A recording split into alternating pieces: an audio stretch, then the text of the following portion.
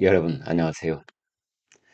윤석열 대통령이 국정 브리핑과 기자회견을 통해서 의대 증원이 마무리됐다. 이렇게 쐐기를 박았습니다. 2시간 4분간에 걸친 국정 브리핑 기자회견. 어, 저는 이렇게 봤습니다. 대통령이 완고한 고집을 피우고 있다. 대통령이 아직도 불통 상태다. 이렇게 보는 것과 대통령이 뚝심 있게 원리 원칙과 공약사항을 꾸준히 추진하고 있다. 어떻게 보느냐는 사실은 종이 한 장 차이일 수 있고요. 거의된 평가는 윤석열 대통령 임기 5년이 끝난 다음에 해야 조금 더 정확한 평가가 될 것이다. 이렇게 봅니다. 의료개혁과 의료 공백 상태, 지금 현장을 비워놓고 있는 그 전공의들이 언제 돌아올 것인지 아무런 보장도 장담도 할 수 없는 그런 상황 속에서 대통령이 여전히 고집을 피우고 있는 것 아니냐, 뭐 이런 의견도 있을 수 있겠습니다만, 또 반대로 우리나라에서 개혁이라고 하는 것은 4대 개혁, 연금 개혁이 됐든 의료 개혁이 됐든 노동 개혁, 교육 개혁, 금융 개혁 다 마찬가지입니다. 환자에게 칼을 들이대는 구조 개혁, 그것을 바탕으로 한 개혁 작업은 엄청난 저항에 맞닥뜨릴 수밖에 없는 것이고, 그것의 대표적인 현상을 우리는 의료 개혁에서 보고 있는 것이다 라는 생각도 지울 수가 없습니다. 그 2시간 4분, 또 2시간, 저는 현장을 계속해서 지켜봤습니다만, 2시간 10분 동안에 걸친, 아무튼, 대통령의 기자회견을 보면서 처음에 한 40분간에 걸친 국정 브리핑은 어떻게 보면은 자화자찬이다 라는 말을 들어도 될 만큼 그동안 국정 운영을 폭넓게 홍보하고 PR하는 그런 시간이기도 했습니다. 체코 원전 수주에서 우선 협상 대상국이 된 것으로부터 시작을 해서 엊그제 있었던 8.15 통일 독트린에 이르기까지 우리나라 전반적인 상황에 대한 경제 지표, 그 다음에 민생과 생계에 관한 여러 가지 대책들, 그 다음에 외교 안보 측면에서의 성과를 얘기했습니다. 이제 그러면서 국정 브리핑의 후반부는 이른바 연금, 의료, 교육, 노동 4대 개혁, 그리고 거기다 붙여서 저출생 대책을 이야기를 했습니다. 연금 개혁에서 가장 중요하게 새롭게 대통령이 약속한 것은 지금 청소년 세대들의 그 연금을 국가가 끝까지 지급하겠다는 그 지급 보장을 법으로 명문화하겠다. 명문화하겠다. 이런 부분이었습니다. 세대별 보험료 인상 속도를 차등화한다. 이런 내용도 있었고요. 아무튼 3대 원칙, 지속성, 공정성, 노후 보장, 이 3대 원칙을 연금 개혁에서 꼭 지켜나가겠다. 이렇게 이야기를 했습니다. 그런가 하면 기자회견을 할 때는 어, 확실히 기자들이 사전 조율된 것 없이 대통령 듣기에 매우 껄끄럽고 불편할 수도 있는 질문도 했습니다. 한동훈 대표가 제안하고 있는 제3자 특검법이 만약 여야 합의가 될 경우에 거기에 대해서는 대통령이 거부권을 행사하겠느냐 안 하겠느냐 이런 질문이 있었을 때 어, 답을 그 제3자 특검법에 대해서는 하지 않았습니다. 또 여야 영수회담에 대해서는 어떻게 하겠느냐 이런 것도 직접적인 대답을 하지는 않았습니다. 그 다음에 김건희 여사 명품백과 관련돼서 수사심의위원회에 소집된 것은 시사심의위원회에 회부된 것 어떻게 하겠느냐 여기에 대해서도 즉답을 하지 않았습니다. 김용현 국방장관 후보자가 이른바 최상병 수사외압 핵심 관계자라고 지목한 질문에 대해서도 즉답을 하지 않았습니다. 그러나 전체적으로 본다면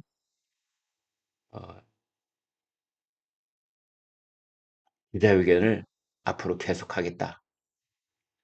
국민과의 소통의 폭을 넓혀가겠다 하는 것은 이번 기자회견으로 그 약속을 지켜가겠다는 대통령의 의지를 그대로 실천하고 있는 것이 아닌가 이렇게 볼 수도 있겠습니다.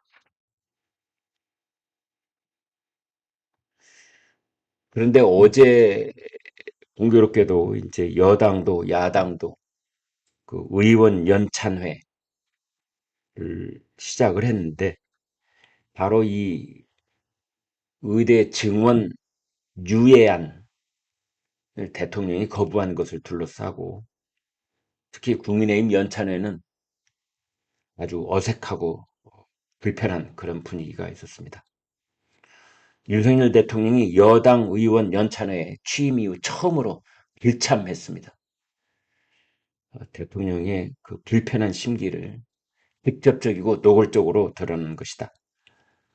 오늘 있을 예정이었던 만찬을 연기한 것 못지않게 그런 상황이 빚어졌습니다.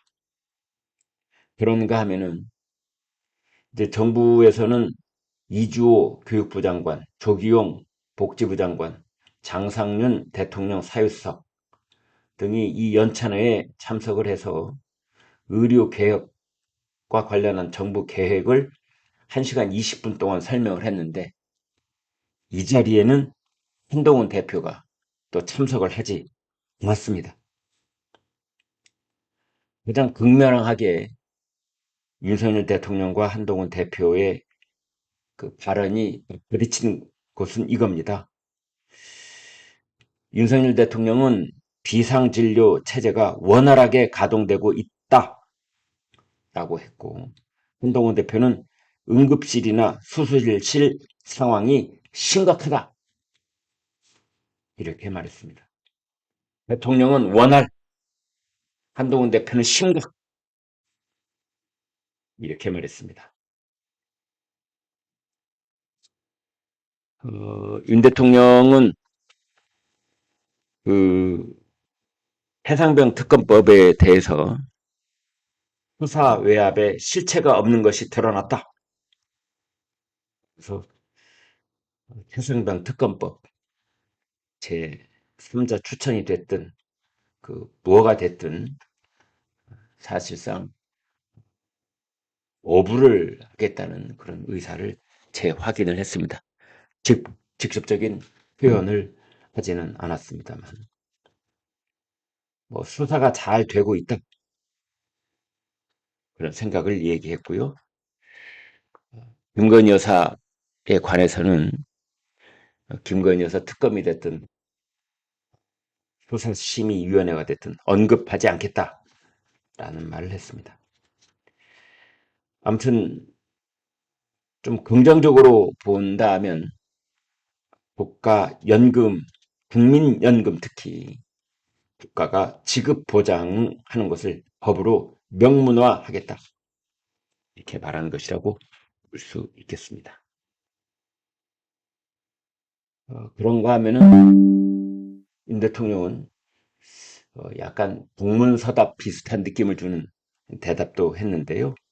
한동훈 대표와의 갈등설에 대해서 당정 간에 전혀 문제가 없다.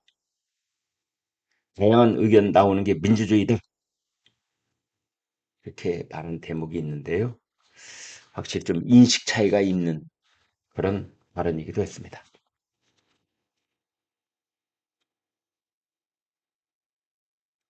헌법재판소가 8월 29일 이재명 대표 수사검사 탄핵에 대해서 전원 일치로 기각시켰습니다.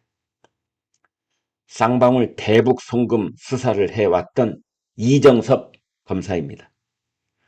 검사 직무 정지 9개월 만에 복귀하게 됐습니다. 정치권에서는 이재명에 대한 수사를 막으려고 입법권을 남용한 것이 아니냐 이런 말까지 나오고 있습니다.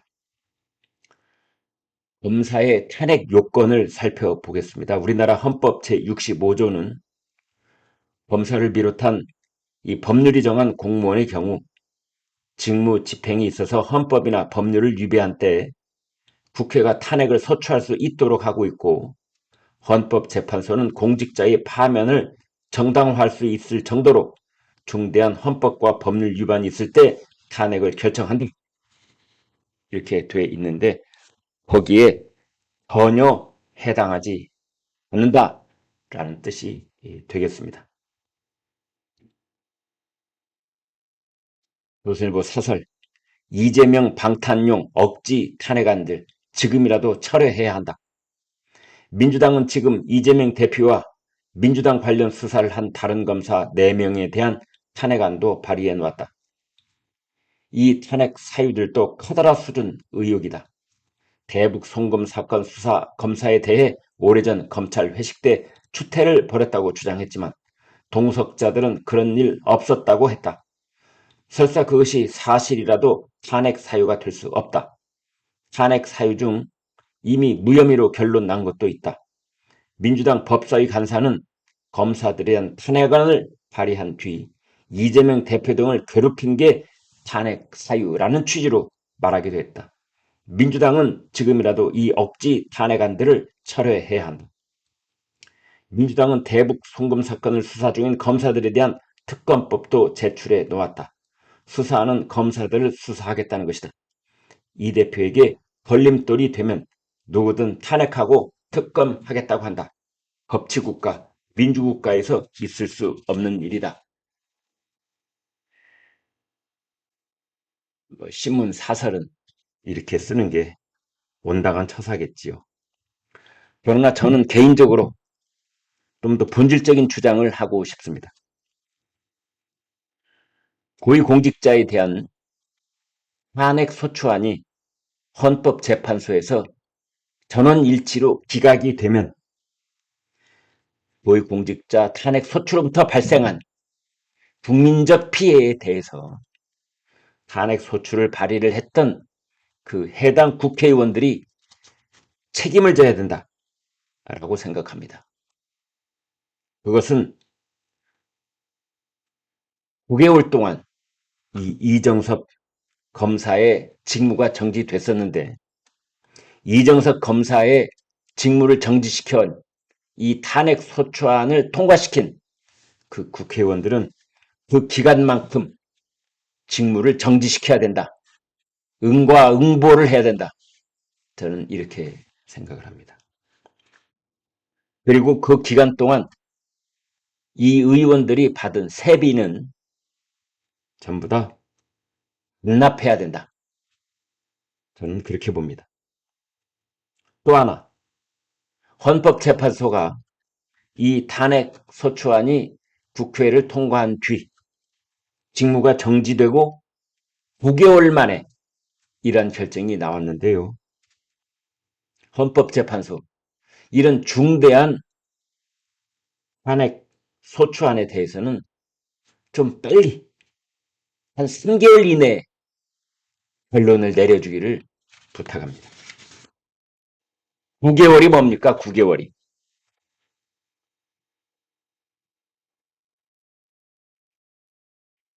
해직교사를 특혜 채용했던 조희연 서울시 교육감 유죄가 확정됐습니다. 서울시 교육감직을 상실했습니다.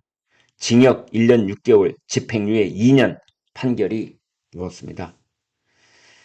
오는 10월 16일에 보궐선거가 치러질 예정입니다. 지금까지 직선제 서울시 교육감 4명 모두 유죄 판결을 받았습니다.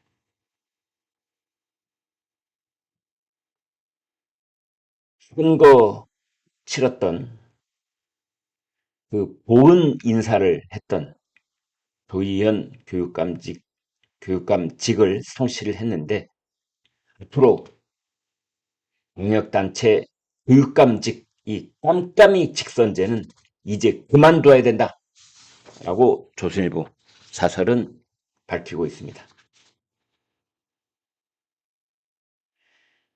어제 서대문구 성산로 공동공원 인근에서 싱크홀 땅 꺼짐 현상이 있었는데요.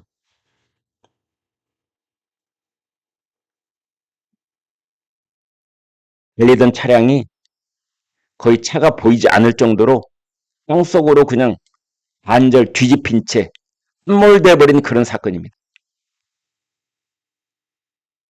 정말 어이없고 기가 막힌 사건이 아닐 수가 없습니다. 이 운전 또는 그 동승자 와 얼마나 충격적이고 얼마나 당혹스러웠을까요? 많이 다퉜죠. 또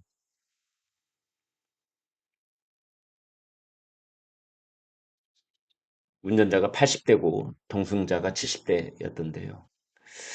아무튼 이런 싱크홀 사건 대한민국 아직도 선진국 맞은가 이런 생각이 들 정도였고 또 한편으로는 우리가 멀쩡한 아스팔트 도로라고 해서 달리는 것 같은 우리 사회 또 우리 개인적인 인생살이가 이렇게 느닷없이 나타나는 싱크홀 땅꺼짐 같은 현상이 우리 삶 도처에는 도사리고 있는 것이 아닌가 이런 생각도 해봤습니다.